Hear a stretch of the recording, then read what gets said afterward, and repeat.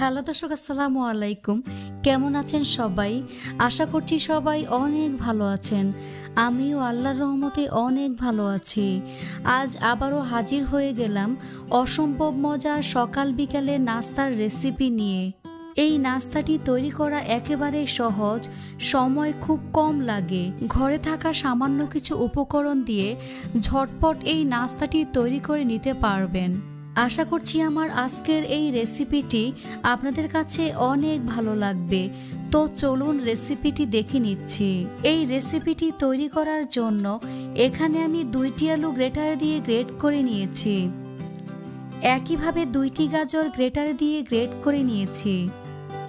আলু এবং গাজর গ্রেটার দিয়ে গ্রেট করে নিয়ে ভালো করে ধুয়ে পরিষ্কার করে নিয়েছি। তারপর পানি ঝরিয়ে ঝরঝরে করে নিয়েছি।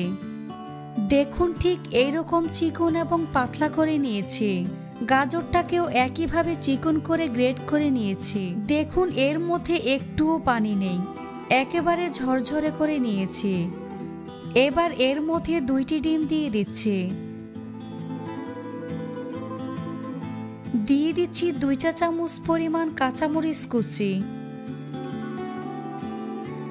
2 চা চামচ পরিমাণ ধনিয়া পাতা কুচি, চাট মশলা 1/2 চা চামচ পরিমাণ, মরিচের গুঁড়া 1/2 চা চামচ পরিমাণ, গরম মশলা 1/2 চা চামচ পরিমাণ, ভাজা জিরার গুঁড়া 1/2 চা চামচ পরিমাণ, হলুদের গুঁড়া 1/4 চা চামচ পরিমাণ, 1/2 চা চামচ পরিমাণ ধনিয়ার গুঁড়া, চিলি ফ্লেক্স 1/2 চা চামচ পরিমাণ। দিয়ে দিচ্ছি স্বাদমতো লবণ।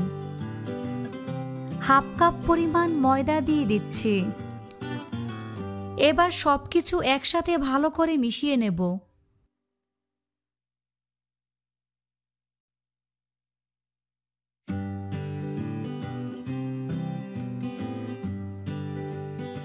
সবকিছু ভালো করে মিশিয়ে নিয়েছি।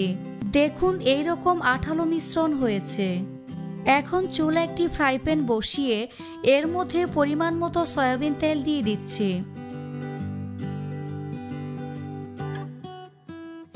তেলটাকে চারপাশে ছড়িয়ে দিতে হবে। তেল গরম হয়ে আসলে আলু এবং গাজরের মিশ্রণ দিয়ে দেব।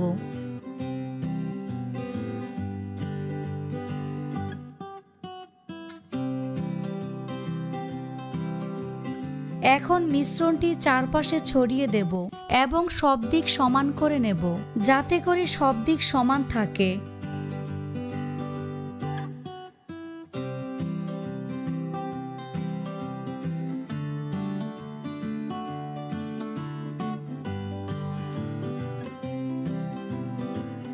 এখন চুলার আঁচ মিডিয়ামে রেখে ঢাকনা দিয়ে ঢেকে রেখে দেব নিচের সাইড ব্রাউন কালার হওয়া পর্যন্ত।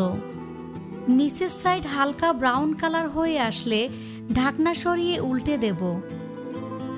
উপরে একটি প্লেট দিয়ে খুবই সাবধানে উল্টে দিবেন।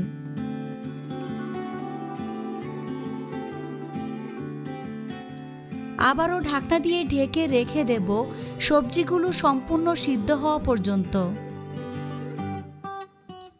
কিছুক্ষণ পর ঢাকনা সরিয়ে নিচ্ছি। 2 থেকে 3 বার উল্টে পাল্টে নিয়ে 2 পাশ খুব ভালো করে ভেজে নেব।